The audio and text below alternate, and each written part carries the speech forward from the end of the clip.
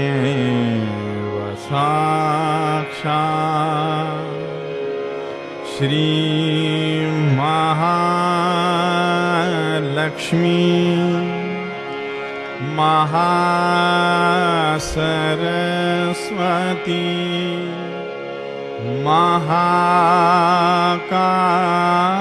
महाकाली त्रिगुणात्मिका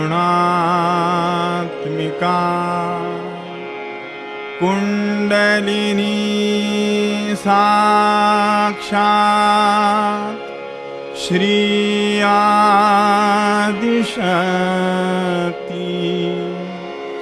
माताजी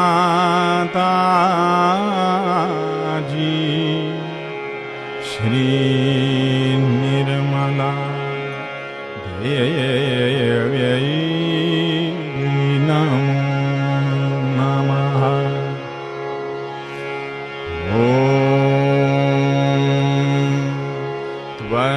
त्वमेव साक्षात् श्री कल्की साक्षात् श्री आदिशक्ति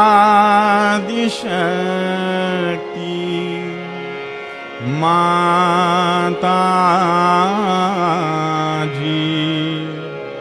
श्री निर्मला देव्यै नमो नमः।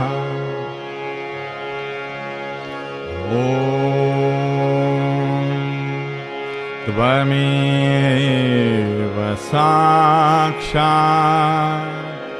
श्री कल्की साक्षात् श्री सहस्रार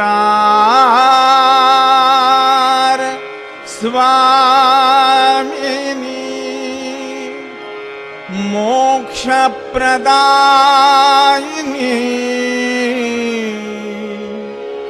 माताजी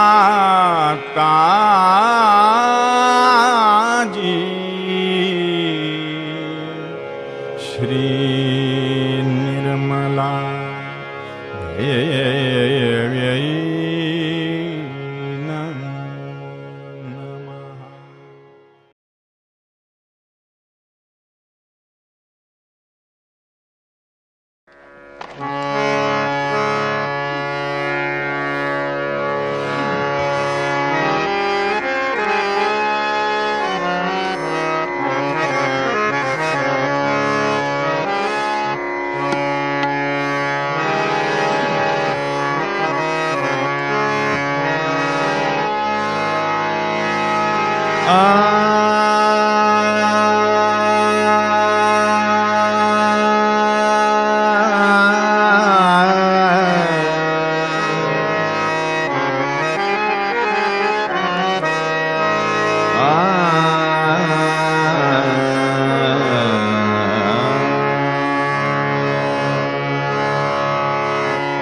Every energy center has a power.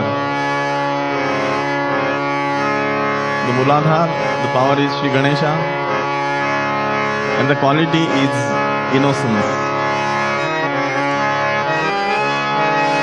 Om Tvameva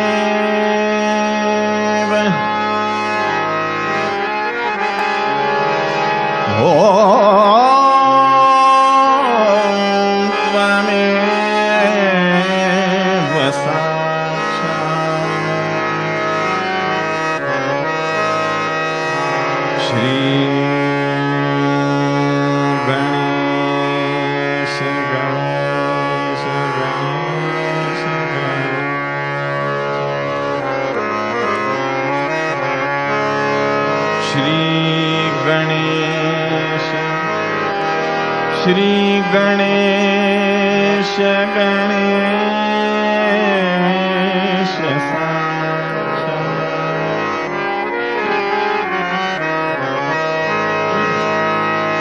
Shri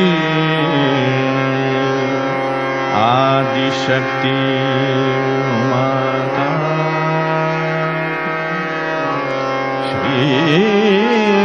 Vimla Devi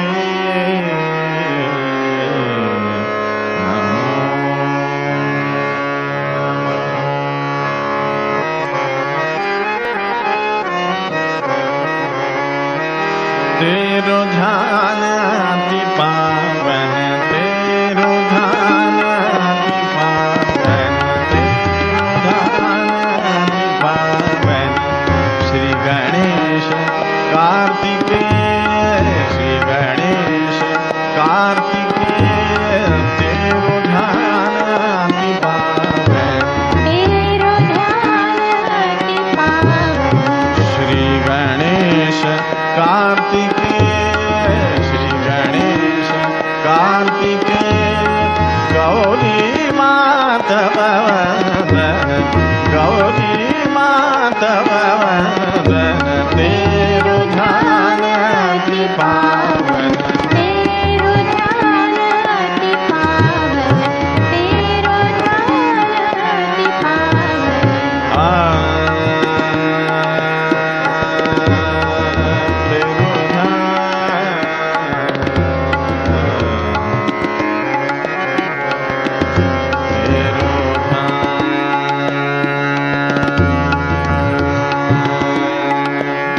तेरो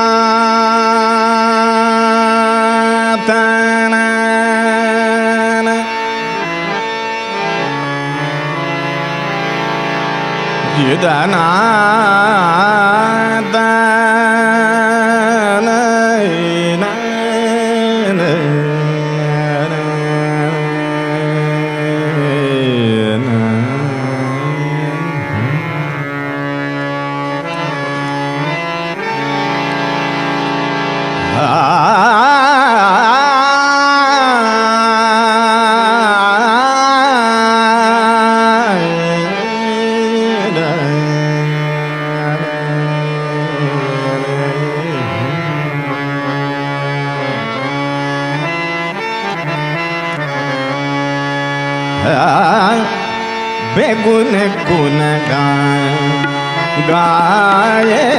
बेगुन गुन गाए बेगुन गुन गाए बेगुन गुन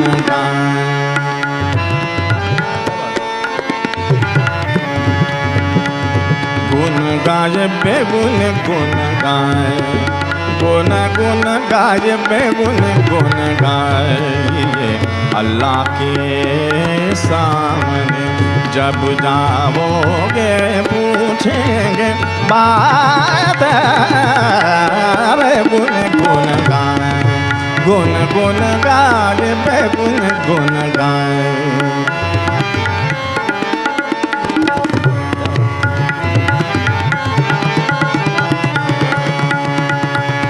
गुन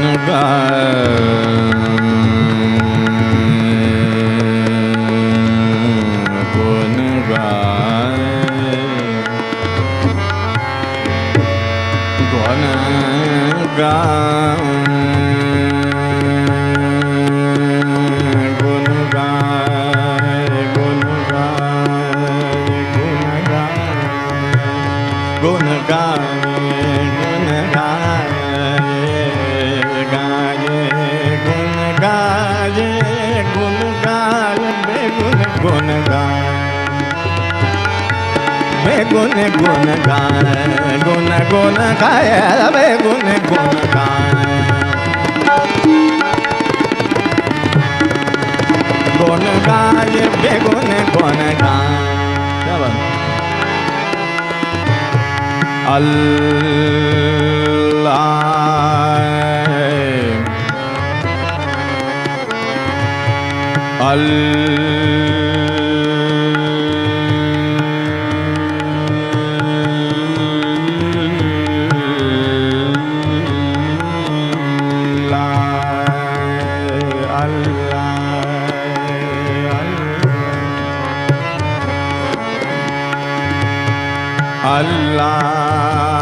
अल्लाह अल्लाह अल्लाह के सामने जब जाओगे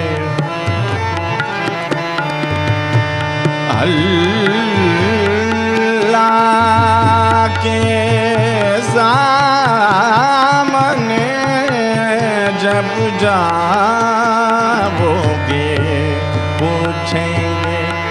पूछेंगे बात बात बेगुन गुन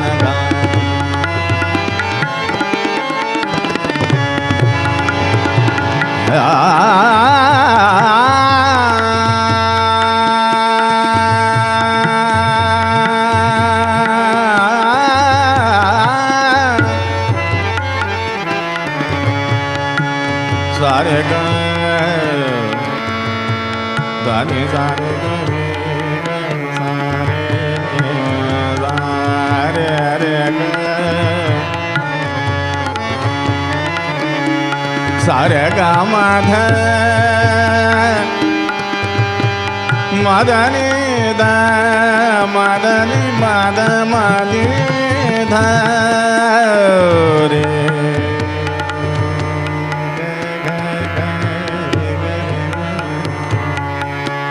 गुण गुण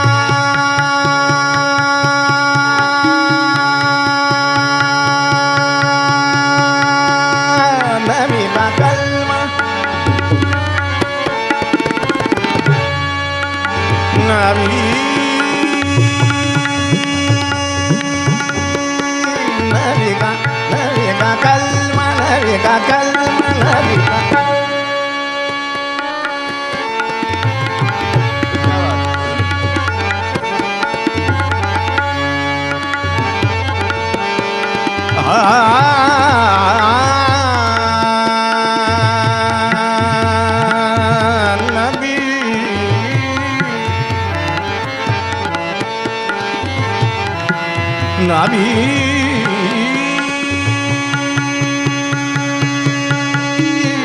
नबी का कलमा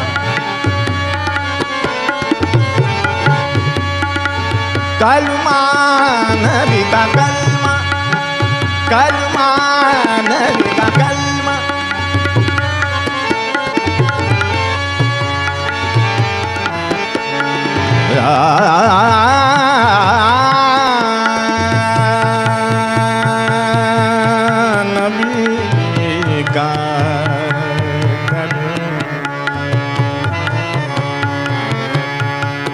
नबी का नबी का कलमा कलमा कलमा कलमा नबी का कलमा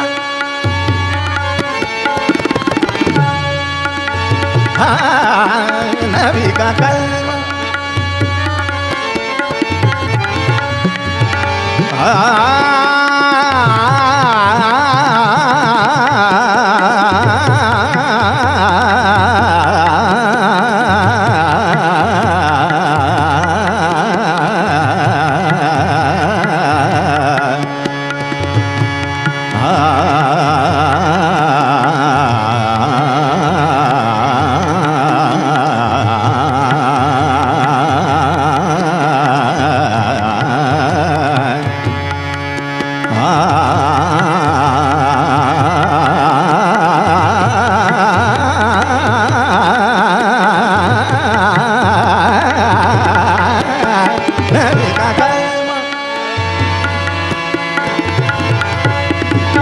नबी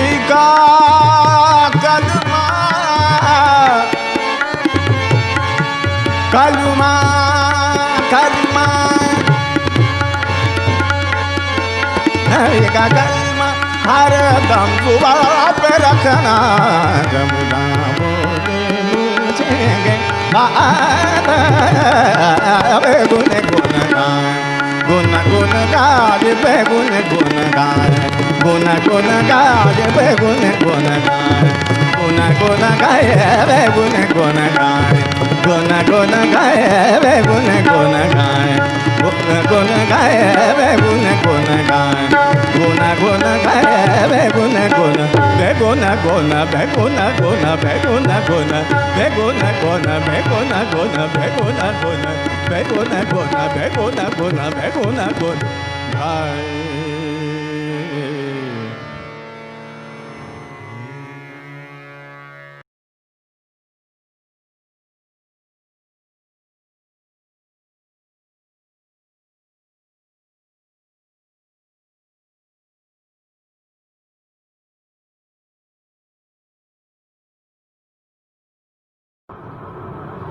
परमात्मा की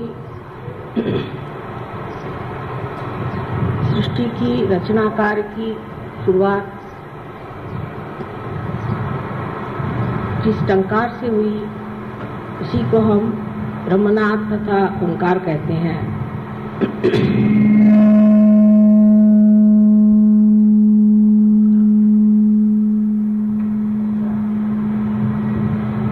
इस टंकार से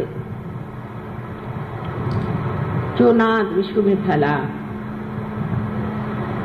वो नाद पवित्रता का था।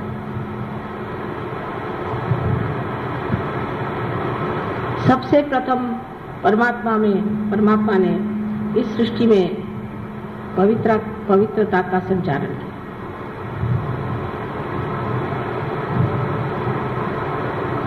सर्व वातावरण को पवित्र कर दिया। पहले उन्होंने पुनीत किया, जो चैतन्य स्वरूप आज भी आप लोगों को जाना जाता है, आप जान सकते हैं, उसे महसूस कर सकते हैं, उसकी प्रचीति आपको मिल सकती है। वही ओंकार आज चैतन्य स्वरूप आपको भी पवित्र कर रहा है। श्री गणेश की पूजा हर पूजा में हम लोग करते हैं और आज तो उन्हीं की पूजा का बड़ा भाई ने आप लोगों ने आयोजन किया है। लेकिन जब हम किसी चीज की पूजा करते हैं तो उनमें बहुत सारी विविध स्वरूप की मांगे होती हैं। कुछ लोग होते हैं कामार्थी होते हैं, कुछ लोग पैसा मांगते हैं, कुछ लोग कहते हैं हमारा कार्य ठीक से हो जाए, कुछ कहते हैं कि हमारी दुनिया में बड़ी शोहरत हो जाए, बहुत हमें फेम मिल जाए, सब दूर हमें बड़ा मान मिले। कोई कहता है कि हमारी नौकरी अच्छे से चली तो अच्छा है, कोई कहता हमारा बिजनेस चलना चाहिए, कोई कहता हमारे मकान बनने चाहिए। ये सब कामार्थी बात है। और इसी तरह से मनुष्य की मांगे होते होते वो गणेश की पूजन करता है। यहाँ पर जो सिद्धि विनायक है उसकी भी जागृति मैंने बहुत साल पहले की थी। उससे सब लोग उसे सिद्धि विनायक के पास जाकर के हमें ये चीज दे दो, हमें वो चीज दे दो मांगते हैं। लेकिन ये सिद्धि विनायक ये चीज देने वाला नहीं है, ये वस्तु देने वाला नहीं है। उसके लिए तो बहुत से दुनिया में चमत्कार करने वाले बैठे हैं जो आपको हीरे दे देंगे, पन्ने दे देंगे और आपका सर्वस्व छीन लेंगे। ओंकार स्वयं निराकार, उसका कोई आकार ही नहीं। सो सर्वप्रथम जो श्री गणेश का स्वरूप था वो निराकार। आज हम उनकी साकार में पूजा करते हैं, लेकिन सहयोगियों को जानना चाहिए कि हमारे जीवन का अंतिम लक्ष्य क्या है, हम क्या चाहते हैं, उसकी पूर्ति हमने की है। Have we fulfilled our destiny? हम किस लिए सहयोग में आए? इसलिए आए कि हमारी तंदुरुस्ती ठीक हो जाए, हमारा बिजनेस ठीक हो जाए और हमें बड़ी मान्यता मिले, हम इलेक्शन में जीत जाएं। यह तो सभी मानते हैं, इसमें कौन सी विशेषता है? लेकिन सहयोगियों को सोचना चाहिए कि आज जो हम एक नए स्तर पे उठ खड़े हुए हैं, एक नए मंजिल पर खड़े हुए हैं, तो इससे हमें क्या पाने का है और हमारी क्या इच्छा है। फिर यही बात आती है कि जिस गणेश को आप पूछते हैं आज साकार में, उसे निराकार में प्राप्त करना है, उसको अपने अंदर प्राप्त करना है, अपने अंदर विराजना है। ये नहीं कि गए उनको फूल चढ़ाए, तो सभी करते, उनको फूल चढ़ा दिया, उनकी पूजा कर दी, माँ की भी पूजा हो गई, गौरी की भी पूजा हो गई। लेकिन उनकी शक्ति आपके अंदर आप संग्रहित कर सकते हैं, उसका आप परिणाम दे सकते हैं, आप उससे अपने चित्त को, अपने मन को, बुद्धि को, वाणी को भी शुद्ध कर सकते हैं। और इसके अलावा आप दूसरों को भी ये शुद्धि दे सकते हैं। ये गणेशी के जैसा आपको हमने बनाया, हमने आपको आत्म साक्षात्कार जिस तरह से गणेश को बनाया गया उसी प्रकार आपको बनाया, उसमें कोई फर्क नहीं, एक ही तरह से एक ही ढंग से बनाया। लेकिन कहाँ गणेश?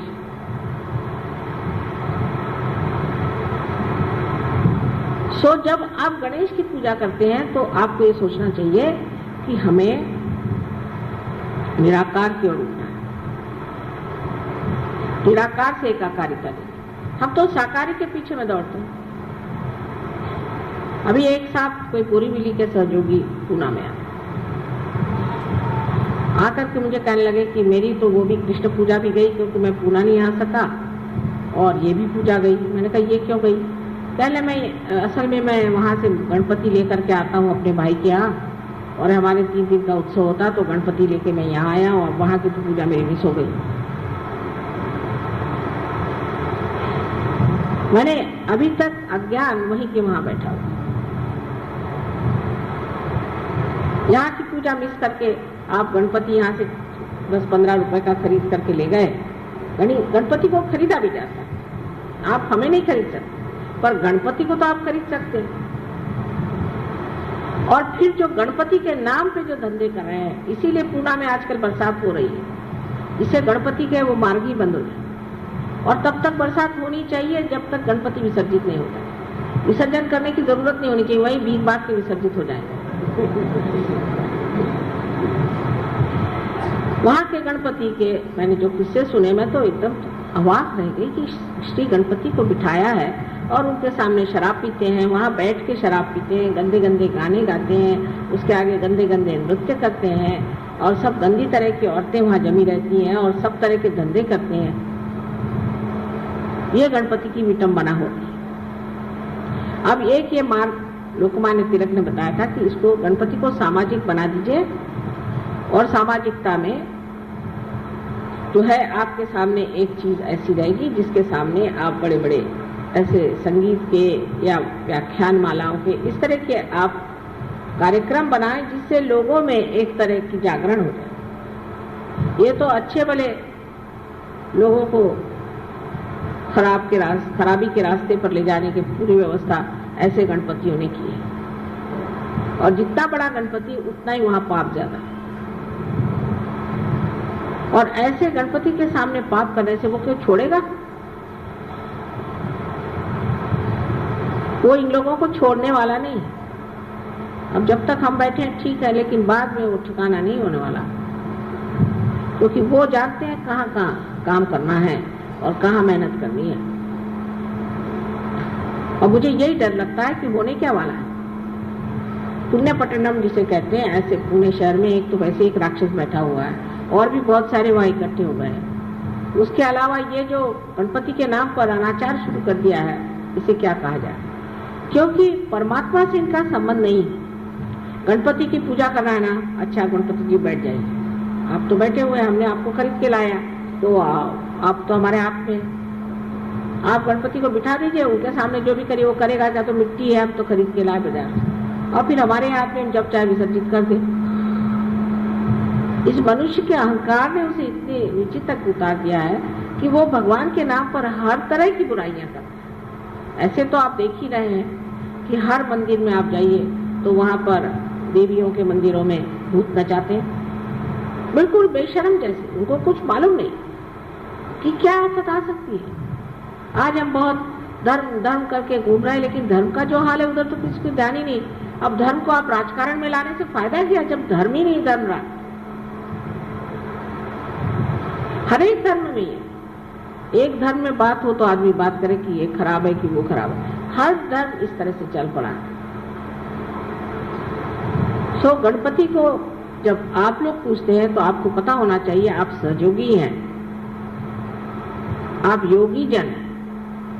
ऋषि पंचम ऋषि और बड़े बड़े महान लोगों को भी जो मिला नहीं, वो आपको आज साधारण सर्वतौर पे मिला है, सबको मिला है, रास्ते पर लिया, सब कुछ पा लिया। लेकिन जब हम कोई बात कहते हैं तो आप लोग अपने तरफ कभी नहीं देखते, आप सोचते हैं ये मैं किसी और को कह रही हूँ। ये नहीं सोचते कि हम भी उसी में से हैं, कि हमारी दृष्टि कहाँ है। हम क्या सोचते हैं, माता जी देखिए, ये देखिए मैं एक घर ले रहा हूँ, इसको आप आशीर्वाद दीजिए। अरे भाई तुम हो तो आशीर्वादित होना ही हुआ। अच्छा नहीं माता जी, तो देखिए मेरी चाबी जो है मोटर की, उसको आप आशीर्वाद दे दीजिए। तो चाबी लिए खड़े, मैं तो ऐसा आशीर्वाद दूंगी कि गाड़ी चलेगी भी।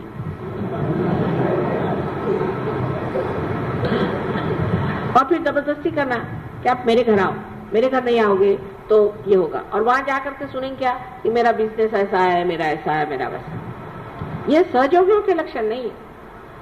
सहयोग जो करते हैं उनको याद रखना चाहिए कि हमें निराकार में उतरना है। यानी आप निराकार नहीं होने वाले, साकार में रहते हुए ही निराकार के आप पूरी तरह से माध्यम बनने वाले हैं। आपसे तो अच्छे रेडियो है, जिसको रेडियो बना दिया। अगर सब किसी को रेडियो बनाए तो उसने अपने हाथ से रेडियो बनाया और उसको जब कनेक्शन किया तो उसमें से संगीत सुनाई देता। कोई रेडियो धूल तो नहीं फेंकता। तो सर्वप्रथम हमारे अंदर गणेश जी को हमें जगाना है, सिर्फ पूजा मात्र नहीं, लेकिन उसे अगर जगाना है तो सर्वप्रथम हमें देखना चाहिए कि हमें शुद्ध होना है, हमारे अंदर शुद्धता आनी चाहिए। सो सबसे पहली शुद्धता है कि हमारे जो मौलिक बातें हैं उसकी ओर ध्यान देना। आजकल के सिनेमा और आजकल की सब चीजें आने से हमारी आंखें तक खराब हो गई और वो अबोधिता, वो निश्चल और निर्वाज प्यार संसार से मिट गया है। कोई सोच भी नहीं सकता कि ऐसा कोई प्यार कर सकता। और इस उधेड़ बुन में मनुष्य रहता है कि किस तरह से हम इस कार्य को ऐसा करें कि जो सहयोग भी चलता रहे और हमारे ये धंधे भी चलते रहे। जैसे कल एक देवी जी आके मुझे कहने लगी कि मेरे पति एक दूसरी औरत के पीछे पागल है। मैंने कहा उसको छोड़ो। यही कह ले, वो तो कह रहे मैं परम सहयोगी हूँ, मुझे कैवल्य मिल गया और माता जी से संबंध मेरा और है और ये संबंध मेरा और है। मगर के ऊपर चढ़ के आप नाव में नहीं उतर सकते। और जो लोग इस तरह के कामों में और इस चीज में अभी भी उलझ रहे हैं, उनको उचित है कि वो सहयोग छोड़ के और हमें रिहाई दें और अपने से छुट्टी पाए, क्योंकि उनका जो होना है वो तो होगा ही, लेकिन सहयोग बेकार में बदनाम होगा। अभी भी अगर चित्त इस तरह से उलझता है तो समझ लेना चाहिए कि जिसे कहते हैं कि बिल्कुल ही बुनियादी चीज, बेसिक्स आपने नहीं पाए हैं गणेश जी के बेसिक्स। जरा महाराष्ट्र में ये चीज कुछ अकल कम है लोगों को, औरतों के पीछे भागना कुछ समझ नहीं आता, ये कुछ अजीब चीज मानी जाती है। यहाँ कुछ बस अपने यहीं कहीं किसी से शादी हो जाए, चलो वही अपनी बीवी हो गई, इस तरह से वो आ जाता है। यहाँ पे औरतों का पागलपन नहीं है, पर मैंने सुना कि साउथ इंडिया में भी बहुत है। एक कोई राजा थे, उनके सुनते हैं कि 12,000 पत्नियां थी। बड़े आश्चर्य की बात। और उनमें से कुछ तो पैदल चलती थी बेचारी, कुछ पालकी में चलती थी, कुछ घोड़े पर, कुछ हाथी पर। फिर उनको ये इच्छा हुई कि एक और औरत करनी चाहिए, तो उन्होंने उस औरत की कोशिश करी। जब उसके लिए कोशिश करी तो वो उसने मना कर दिया कि मुझे नहीं आप क्या इसमें शामिल होना। तो उन्होंने चढ़ाई कर दी। उस वक्त एक मुसलमान राजा वहां पर था, तुगलक। उसने उस चढ़ाई का मुंह तोड़ जवाब दिया और वो हार गया और उसकी 12,000 औरतें भी भाग गई। उसको एक औरत कठिन गई। हमारे सहयोगियों को भी समझना चाहिए कि हमें किस तरह से अपनी शक्ति को अपने अंदर पूर्णतया जीवित रखना चाहिए और किस तरह से हमें अपनी वर्जिनिटी पर, अपने कौमारी व्यवस्था पर, अपनी गौरी स्थिति पर बहुत गर्व होना चाहिए, क्योंकि यही स्त्री की शक्ति है। अगर यह स्त्री की शक्ति छिन जाती है तो फिर ऐसी स्त्री किसी काम की नहीं रह जाती और इसीलिए ऐसी स्त्री को कोई पूछता भी नहीं और उसे मानता भी नहीं। हालांकि आजकल आप दुनिया में देखते हैं कि लोग जो हैं, बहुसंख्य लोग जो हैं, बहुसंख्य ये लोग ऐसी औरतों को मानते हैं जो बिल्कुल मशहूर कहना चाहिए गदगी से लबालब है, जिनमें पवित्रता छुई भी नहीं। सो ये जो बहुसंख्य हैं, ये एक ही मार्ग से जा रहे हैं अपने नर्क की ओर। बहुसंख्य जाएंगे और वहाँ बहुसंख्यों का जो हाल होने वाला है वो मुझे आज ही दिखाई दे रहा है। बहरहाल आप बहुसंख्य नहीं, आप अल्पसंख्य हैं और आपकी स्थिति और है। इसलिए जान लीजिए कि इस तरह के कामों में उलझना आपको बिल्कुल शोभा नहीं देगा। और अभी भी थोड़े थोड़े लोगों में मैं देखती हूँ उनका चित्त इधर उधर बहुत घूमता है। ये तो सबसे प्रथम चीज हमें जाननी चाहिए कि हमारी नैतिकता जो है, कम से कम हमारी नैतिकता ठीक होनी चाहिए। अब दूसरी जो चीज हिंदुस्तानियों में है, खास करके जो परदेश में छूटी है, उनका नैतिकता का बल कम है, लेकिन भौतिकता का बल वहाँ जबरदस्त है, क्योंकि उनको भौतिक चीजों में कोई दिलचस्पी नहीं, भौतिक चीज उनको कोई मनोरंजक नहीं लगती। पर हिंदुस्तानियों की तो आके हर एक दुकान में जब तक उसका सब एडवर्टीजमेंट पढ़ के वो न हो जाए तब तक उनको चैन नहीं आता। हर पीछे मुड़ मुड़ के पढ़ेंगे हर एडवर्टीजमेंट, यहाँ क्या मिलता है, वहाँ क्या मिलता है, यहाँ क्या खरीदना, वहाँ क्या। और जब परदेश में भी ये जाते हैं तो बाजारी की धुन में रहते हैं, बहुत शर्म आती है। और जब यहाँ से भी परदेश में जाते हैं, जो शादी वादी होकर जाते हैं, वो तो इस कदर भौतिक लोग होते हैं, कुछ समझ में नहीं आता कि इनकी भौतिकता क्या है। गणपतिपुणे में भी ऐसा दिखाई देता है कि लोग यानी ये कि भाई साहब हमें एक चीज मिली है लेकिन अभी तक हमें ये चीज नहीं मिली तो ये भी दे दीजिए। कितना ओछा, सब पैर की ठोकर पे होना चाहिए। तब आपने कहीं अपनी आंख उस निराकार की ओर उठाई कि जहां सारी भौतिकता ठोकर पे। जब तक ये शान आपके अंदर नहीं आएगी तो आप कहाँ के सहयोगी हो सकते हैं। तुकाराम को देखिए, ठीक है आप जिस पोजीशन में हैं उसके तरह से रहिए। जैसे राजा जनक थे, राजा थे तो राजा बन के रहते थे, पर सब ठोकरों पे चीजें रखते थे। और जब तक आपके अंदर ये भौतिकता बंधी हुई है तो आपका पहला ही जो चरण है वो मंदिर में ही नहीं आ सकता। श्री गणेश ठीक है, माँ है वो देना चाहती है, क्योंकि इसी तरह से तो मैं जता सकती हूँ कि आपको प्यार करती हूँ, लेकिन इसका मतलब नहीं कि मेरे लिए वो बहुत बड़ी चीज है। बहुत बार शब्दों से नहीं कहा जा सकता। मेरे कटाक्ष को आप समझ नहीं पाते, तब हो सकता है चीजों से ही मैं जाहिर करना चाहती हूँ कि मैं आपके साथ हूँ और आप मेरे साथ हैं, आप मेरे बच्चे हैं। लेकिन इसका मतलब नहीं कि आप पागलों जैसे भौतिकता पे लुटे रहे। और कभी कभी तो इतना कमाल होता है कि किसी को कोई चीज दे भी दो तो कहते साहब ये तो चीज मैं पहनती नहीं हूँ, मुझे ये चीज नहीं चाहिए, मुझे दूसरी चीज वैसी मैं पहनती। धन्य आप। अरे भाई, शबरी के जिन्होंने झूठे बेर खाए, विदुर के घर जिन्होंने जाके साग खाया, ऐसे सब महान हमारे साथ लोग हैं और आपके सामने भी हैं, आपसे कोई छिपे नहीं। तब फिर इस तरह की बातें करना, ओछापन, छोटी चीज, अगर माने छोटी सी भी चीज देती तो वो बहुत ऊंची समझ के सर पे रखना, ये तक अगर आपको नहीं आता है तो आपकी सारी फैशन और आपके सब बेकार।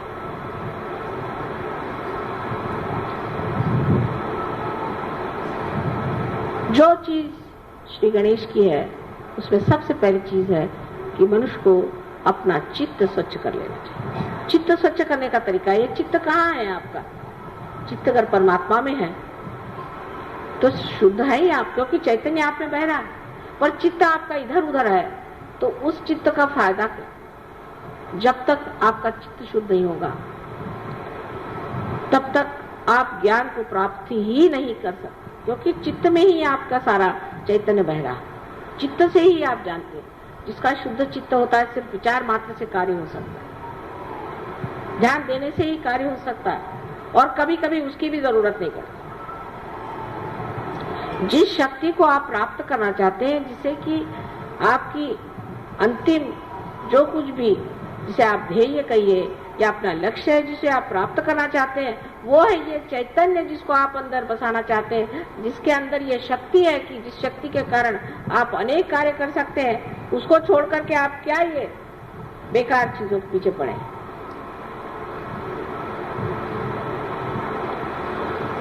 चित्त सारा इसमें रहेगा कि सहयोग में आने से हम कितने रुपए पैसे कमा सकते हैं, नहीं तो क्या क्या चीज मार सकते हैं।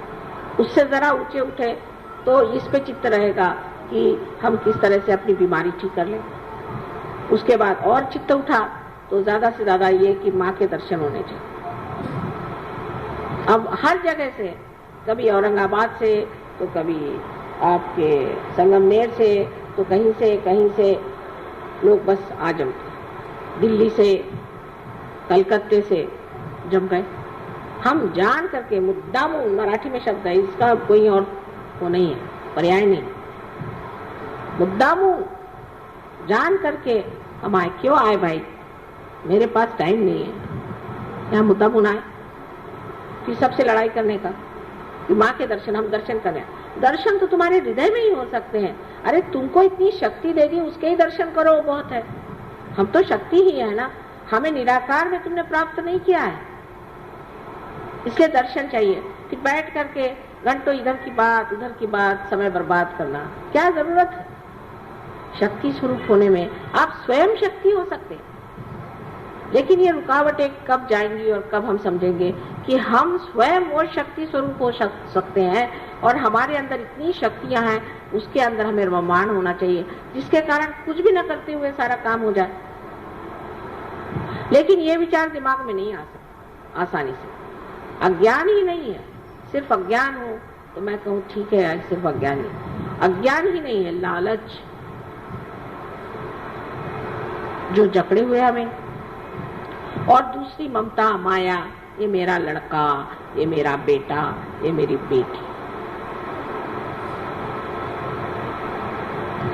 और जिस वक्त आप इसे सोचते हैं तब ये सोचना चाहिए कि हम माँ के भी तो बेटे हैं, उनकी भी तो बेटी हैं, और उनके ही हम आप बेटे हैं। सहयोग में आने के बाद आपका जीवन बदल गया, आप दूसरे खानदान में चले गए, आपका घर बदल गया, आपका गोत्र बदल गया, आपकी जाति बदल गई, आपका धर्म बदल गया, आप पूरी तरह से बदल करके एक नए हो गए, नए मानव हो गए हैं। वो क्यों? क्योंकि आपकी माँ जो है उसने आपको जागृति दी,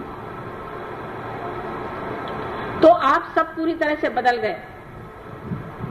जैसे एक गणेश जी को बनाने से हमारे हजारों काम, करोड़ों काम हो जाते हैं, क्योंकि उनके अंदर पूर्णतया माँ पे ही श्रद्धा, माँ के ही लिए सब पूर्णतया शरणागत होने की स्थिति है।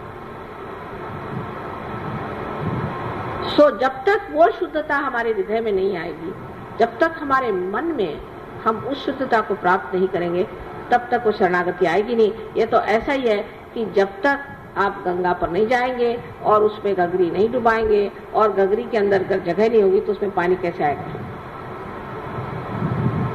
ये सीधा हिसाब। सो जरूरी है कि हम अपने चित्त को शुद्ध करें, और चित्त को शुद्ध करके वो शुद्ध चित्त ही हम अपने माँ को दे सकते हैं। अशुद्ध चीज से तो हमें तकलीफ ही होती रहती है, और जब शुद्ध चित्त होता है तो आपको आश्चर्य होता है कि आप स्वयं ही एक पुष्प की तरह महकते रहते हैं।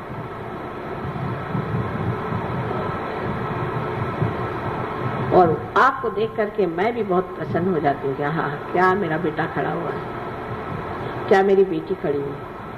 और सब चीजों से मुझे प्रसन्न नहीं होता कि आप बड़े अच्छे कपड़े पहन के मेरे सामने खड़े हो जाएं, सूट बूट पहन के या बाल कटा के, मुंह में लिपस्टिक लगा के, उससे मुझे बिल्कुल प्रसन्नता नहीं होती। उल्टे मुझे लगता है ये जा रहे, अब रास्ते से हट रहे। इस तरह की जो आधुनिकता है उसे प्राप्त कर लेना, गणेश के ओर से मुंह मोड़ लेना है। उसकी क्या जरूरत है? वो तो पुरातन है और हम भी बहुत ही पुरातन हैं। इसलिए अगर आप हमारे बेटे हैं और हमारी बेटियां हैं तो जिस संस्कृति को हम पुरातन मानते हैं उसी से आपको चलना होगा और रहना होगा। और इसका नजारा बहुत खराब दिखाई देता है बाहर। लोग बाग हमसे खुद कहते हैं, जो फॉरेन के लोग हैं, जिनको कि उनके समाज ही में अत्यावश्यक है, वो तक कहते हैं कि माँ तुम परमिशन दे दो तो हम लोग सब साड़ियाँ पहन के घूमेंगे, कुर्ते पजामे में पहन के घूमेंगे। लेकिन हमारे यहाँ उल्टा हाल। तो जो गणेश की संस्कृति है, कि इस संस्कृति की अंतरतम जो स्थायी भाव है वो है सौंदर्य। अब आप देखिए, ऐसे तो वो बहुत मोटे हैं, उनके तोंद इतने बड़े हैं, महाकाय हैं, गणेश इतने मोटे दिखाई देते हैं, लेकिन उनका सौंदर्य क्या है, किस चीज का आकर्षण है उनको? लोकमान्य तिलक ने क्यों गणेश जी की मूर्ति को कितना, ऐसे तो महाराष्ट्र में विट्ठल विट्ठल ही लोग करते रहते सुबह से शाम तक, वहां से विट्ठल भी उठ गए। यहाँ तो विट्ठल की बीमारी है सबको, तंबाकू खाकर। लेकिन क्यों लोकमान्य तिलक ने श्री गणेश को ही चुना, और क्यों वही सारे सृष्टि की जितनी भी सुंदरता है उसे बनाते हैं? उनका कौन सा स्थायी भाव है जिसके बगैर श्री राम, श्री कृष्ण, ईसा मसीह या बुद्ध या कोई भी नहीं सौंदर्य में उतर सकते थे? वो कौन सा उनके अंदर भाव था? उनके अंदर वही बाल्य स्वभाव, एक बालक का स्वभाव, इसमें अबोधिता, इनोसेंस पूरा इनोसेंस इसके अंदर भरा होता है। यही चीज जो है सबसे मोहक और सुंदर होती है, न कि आपकी चालाकी और आपका बनना ठनना। ये कोई मोहकता, ये तो 2 क्षण की बात है। एक मुंह पे लोग अच्छा बोलेंगे, पीठ पीछे बुरा कहेंगे, लेकिन जो अबोधिता श्री गणेश की है, वही सारे सौंदर्य की सृष्टि सारे संसार में कर। तो सारे सृष्टि का जो रूप है वो श्री गणेश की कार्रवाई, उनकी जो बालिश बातें हैं। श्री कृष्ण का भी वर्णन वही सबसे अच्छा लगता है जो सूरदास ने किया है। ये ठुमकत चलते थे, ऐसे पैर से पैंजर उनके बजते थे, गिर जाते थे, और आश्चर्य की बात है कि वो शीशे में अपना स्वरूप देख करके बड़े खुश होते थे, हालांकि वो विश्व के करता है। जहाँ उन्होंने अपनी माँ को अपने मुंह को खोल करके और सारे विश्व का दर्शन कराया, और बच्चों जैसी जो बातें करते थे। श्री राम के लिए भी यही कहा जाए। ईसा मसीह के बारे में लोगों ने उनका बचपन बताया नहीं, लेकिन उनका बचपन श्री गणेश के रूप में आप जान सकते हैं। और इसीलिए जहाँ जहाँ बचपन का लोगों ने उल्लेख नहीं किया तो बड़ी भारी गलती कर गए, क्योंकि ऐसे लोगों में आनंद और उल्लास नहीं होता, रोने धोने का धर्म बन गया। जैसे आप देखते हैं कि जैनियों में है रोने धोने का धर्म, बुद्धियों में बुद्ध मार्गियों में रोने धोने का है, मुसलमान लोग रोने धोने का, बाप रे बाप, उनका तो भगवान ही बचाए रखे। और ईसाइयों का तो बहुत ही रोने धोने का। ईसा मसीह ने सबके लिए अपने को क्रूस पे टांग लिया और सबके पापों की क्षमा मांग ली एक बार। अब आपको आश्चर्य होगा, ऐसी ऐसी जगह है जहाँ ईसा मसीह को तो टांग नहीं सकते तो खुद ही टंग लेते हैं, और बड़े प्रोसेशन के साथ वो टंगा हुआ आदमी सब दूर घुमाया जाता है। बताइए, इस तरह के तमाशे करने से क्या आप ईसा मसीह को प्राप्त कर सकते हैं? सो जो आनंद है, उस आनंद के प्राप्त करने के लिए सर्वप्रथम आपको गणेश जी जैसे होना चाहिए।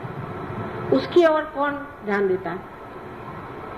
आज पूजा के बाद भी क्या आप सोचेगा कि माँ ने हमसे बताया कि हमें गणेश जी जैसे अबोध होना चाहिए। चलो कोई आपको ठग भी ले, हमें भी बहुत लोग कहते हैं कि माँ बहुत सीधी हैं, आप बहुत भोली हैं, आपको लोग ठग लेते हैं। मुझे ठगने वाला अभी तक पैदा नहीं हुआ, लेकिन मैं जानू तो कि तुम कैसे ठग हो, नहीं तो मैं जानूंगी कैसे कि ठगी क्या होती है, क्योंकि मुझे तो मालूम ही नहीं ठगी चीज क्या होती है। जब ये मुझे ठगते हैं तब मुझे पता रहता कि ये ठग है और ये ठगी होती है। फिर उधर चित्त देने से वो ठग भी खत्म हो जाता है और ठगी भी खत्म हो जाती है।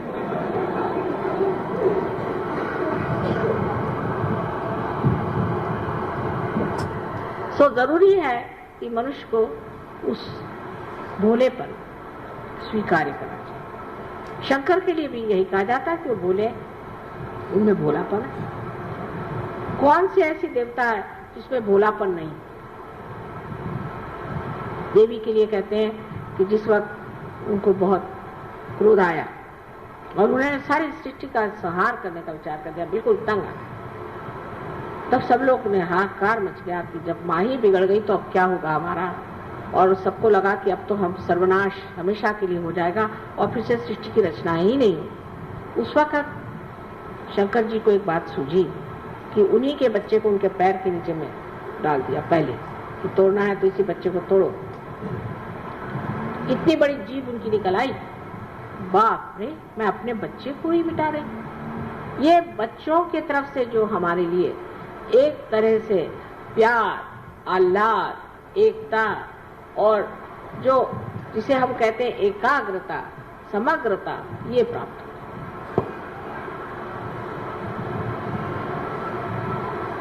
सब ने कहा है कि बच्चों के कारण दुनिया एक हो जाती है। जब एक बच्चे पे आफत आती तो सब माँ बाप की आंखें उस बच्चे की ओर दौड़ती कि उस बच्चे को बचा, क्योंकि हम लोग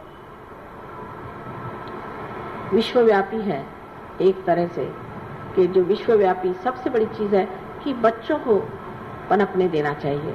ये विश्वव्यापी शक्ति है और इसका एहसास, इसका अनुभव हम सबके अंदर है।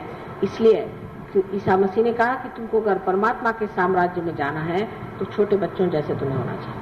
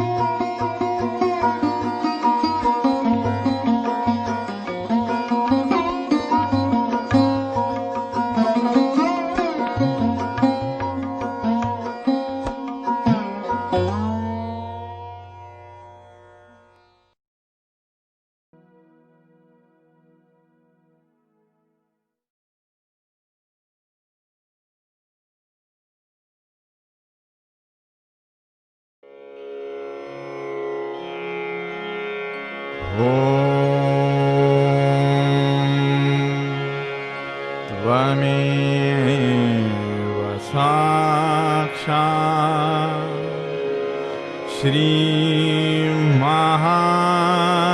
श्रीमहालक्ष्मी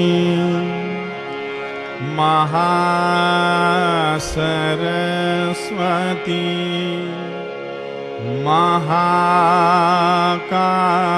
महाकाली त्रिगुणात्मिका कुण्डलिनी साक्षात् श्री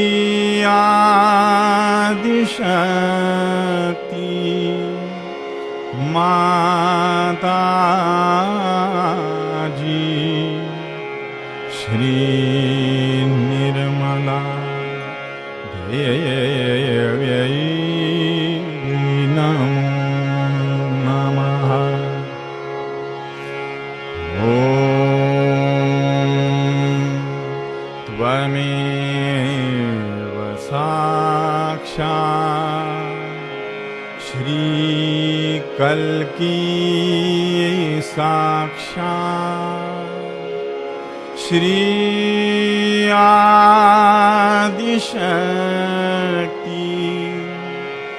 माता जी श्री निर्मला देव्यै नमो नमः। ॐ त्वमेव साक्षात् श्री कल्की साक्षात् श्री सहस्रार स्वामिनी मोक्ष प्रदायिनी माता जी श्री निर्मला देव्यै नमो नमः।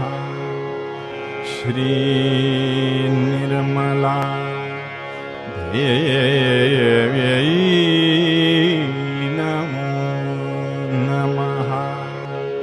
श्री निर्मला देव्यै नमो नमः। बोलो श्री भगवती माता जी श्री निर्मला देवी की जय।